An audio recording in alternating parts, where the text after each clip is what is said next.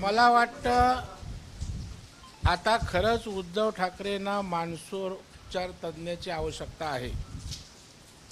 त्यांचं मानसिक संतुलन पूर्णतः बिघडलेलाच पुण्याच्या नगरीत त्या ठिकाणी दिसलं. कारण आपण बघाल, परवा रंगशारदा मेळावा शिवसैनिकांचा झाला, त्यावेळेला मला वाटलं थोडंसं अर्धवट संतुलन बिघडलं आहे. पण आज पूर्णपणे त्यांच्यामधला माणूस त्या ठिकाणी नष्ट झाल्याचं, संवेदनाहीन झाल्याचं दिसलं. आणि म्हणून वैफल्यातनं एखादा व्यक्ती बोलत असतो, ते वैफल्य उद्धव ठाकरेंचं क्षणाक्षणाला मी तुमपणा करून गद्दारीचा, विश्वासघाताचा उल्लेख करत त्या ठिकाणी केविलवाना प्रयत्न आव आणण्याचा त्यांचा दिसत होता. मला वाटतं मानसिक संतुलन तपासण्याची आवश्यकता आहे. नाही, पण अमित शहा यांचा जो उल्लेख आहे तो अहमद शाह अब्दाली, ते एक शाह होते, हे एक शाह आहेत आणि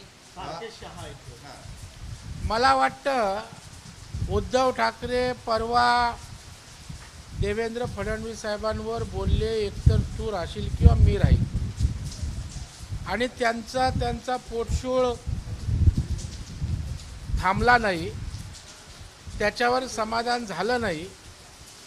म्हणून आता आमचं नेतृत्व अमित शहावर त्या ठिकाणी अशा प्रकारे, खरं म्हणजे आम्हीही त्या ठिकाणी त्यांच्यावर यापेक्षा वाईट बोलू शकतो, परंतु आम्हाला राजकीय संस्कार आहेत. महाराष्ट्राला एक राजकीय संस्कृती परंपरा आहे. पण आज सगळं गुंडाळून उद्धव ठाकरे या ठिकाणी बोलताना दिसत आहेत. योग्य वेळी त्यांच्या या सगळ्या गोष्टींना जशाच तसं उत्तर सुद्धा देण्याचे तयार आहे. देशनांना आव्हान द्यायचं असतं, पण त्यांना बोटाने चिरडायचं असतं, असं देवेंद्र फडणवीस यांच्या टीका केली. माझ्या पायाशी कलिंगडे असंही ते म्हणाले. मला वाटतं विकृत मानसिकतेचा नेताच असं बोलू शकतो. खरं म्हणजे आपल्या भाऊत मनगटात ताकद किती.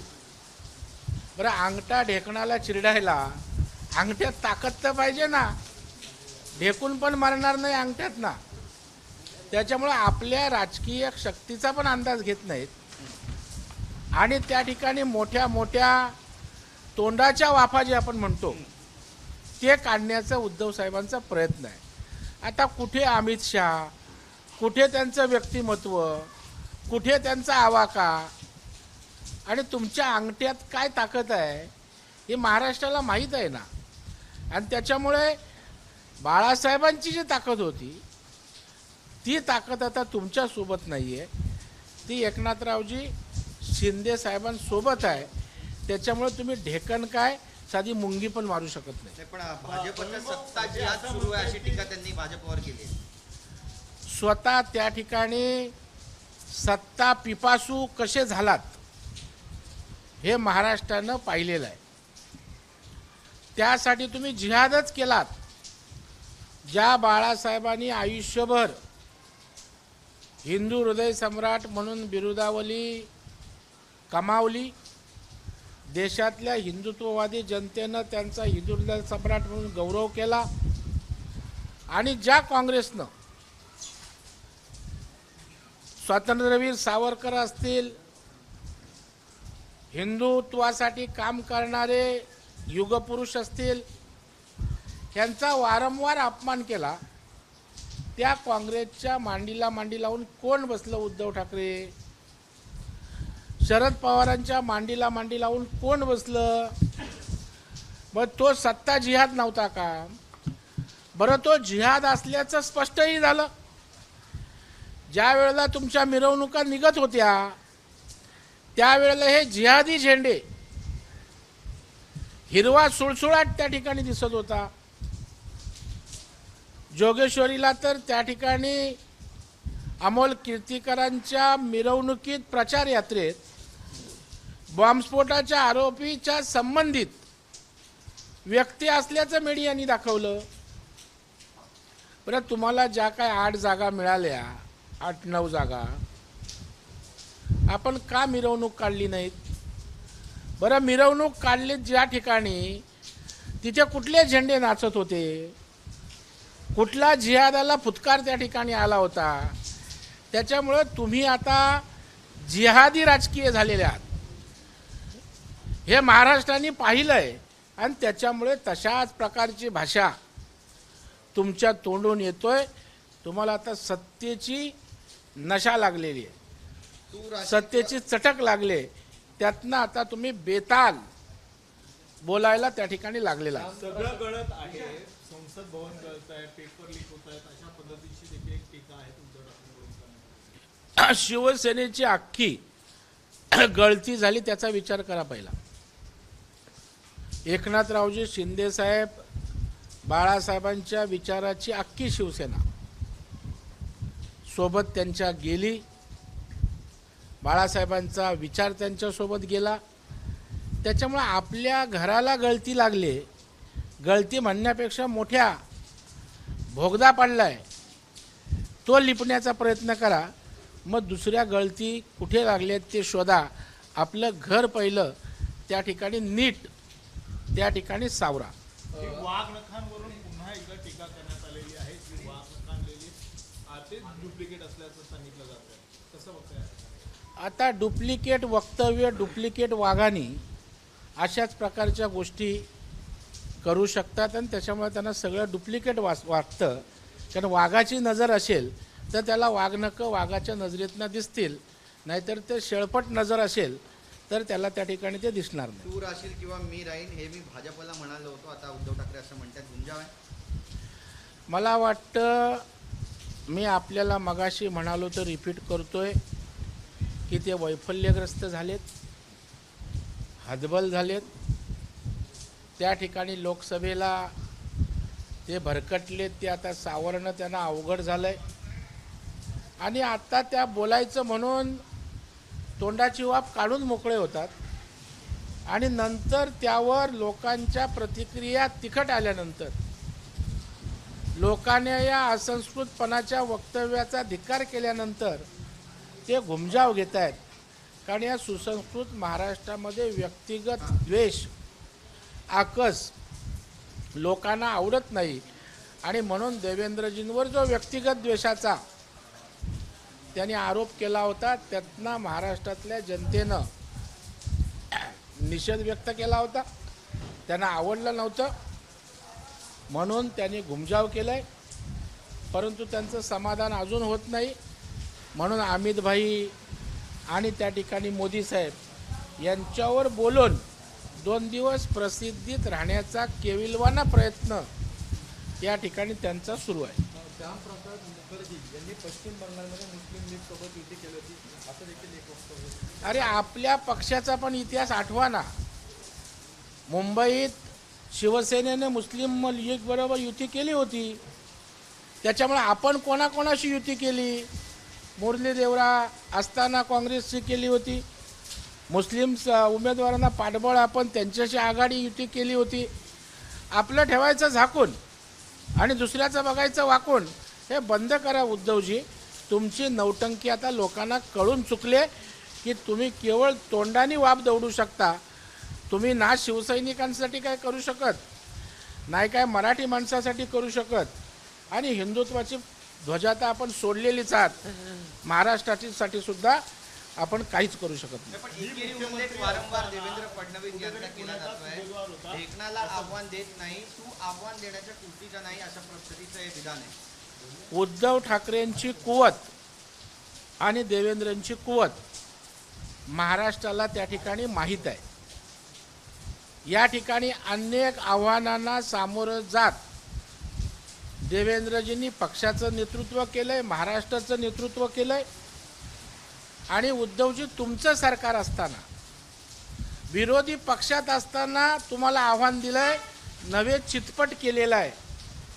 हे त्या ठिकाणी अनिल देशमुख वाजे प्रकरणावरून त्या ठिकाणी दिसून येतंय. त्याच्यामुळं विरोधी पक्षात असताना, तुम्ही मुख्यमंत्री असताना तुम्हाला चित केलंय, तर एरवी आव्हान द्यायचा कसला विषय आपण करताय? वाजेचा उल्लेख केल्यामुळे वाज वाझेंचा आज एक बाईट पण देखील आलेला पाहायला मिळतो. देशमुख यांचे पी आणि जयंत पाटील हे खरं तर या सगळ्या संदर्भामध्ये पैसे घेत होते. या संदर्भात देवेंद्र फडणवीसांनी पत्र देखील दिलेले वाझे. मला वाटतं आरोपांची टायमिंगवर सुद्धा आता प्रशासनाने उपस्थित केलं जातं. मला वाटतं वाजे यांची नीट वाजवणार असं त्या ठिकाणी दिसतंय. बरं, आत्ता वाजे भ्रष्टाचारी होता अशा प्रकारचं देशमुख म्हणतायत. मग वाजेंची नेमणूक कोणी केली होती? वाजेंना कशासाठी इन्चार्ज केलं होतं? किती कोटीचं टार्गेट दिलं होतं? त्याच्यामुळं मला वाटतं या सगळ्या गोष्टी जनतेसमोर येतील आणि दूध का दूध आणि पाणी का पाणी त्या ठिकाणी होऊन जाईल. जरांगेंनी पुन्हा एकदा टीका केली. ईडब्ल्यूएसचं जे आरक्षण गेलं ते माझ्यामुळे गेलं नाही असं म्हणतायत. त्यांचं म्हणणं आहे की दरेकरांनी जे वक्तव्य केलं ना, मी जरांगेचं नावच घेतलं नाही ना.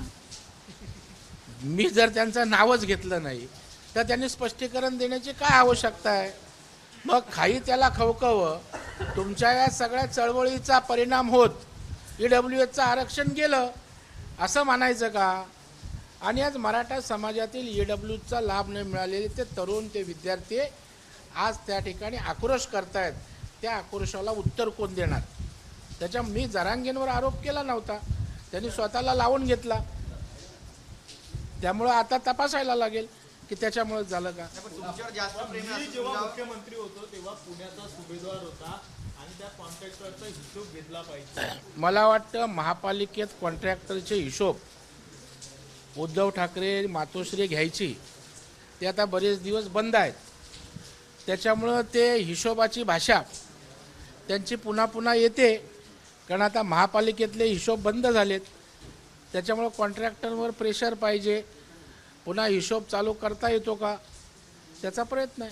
धारावी पुनर्विकास प्रकल्पातल्या लोकांना आता स्थापित करण्यासाठी त्यांच्या भाड्याच्या घरासाठी 1255 एकर जमिनीची मागणी आता होऊ लागली. नाही, मला वाटतं धारावीचा पुनर्विकास हा एक महत्त्वाकांक्षी प्रकल्प आहे, जो धारावीकरांच्या आयुष्यामध्ये एक क्रांतिकारी बदल होणार आहे, करणार आहे. आणि त्याच्यामुळं त्यासाठी जे जे लागेल ते शासन त्या ठिकाणी करेल. आणि या प्रकल्पामुळे मुंबईच्या विकासात सुद्धा एक महत्त्वाचं असं पान लिहिलं जाणार आहे.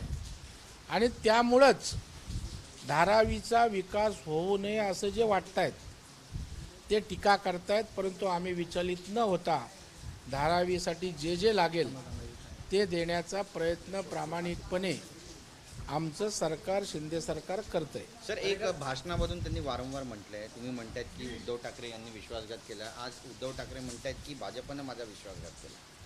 विश्वासघात कुणी केला? विश्वासघातकी उद्धव ठाकरे कसे आहेत हे महाराष्ट्रानं मागच्या निवडणुकीमध्ये पाहिलेलं आहे. देवेंद्रजींच्या नेतृत्वाखाली युती म्हणून निवडणूक महाराष्ट्रात लढलो. मोदी साहेबांचा फोटो लावून, बाळासाहेबांचा एकत्रित फोटो लावून आपण जिंकलो.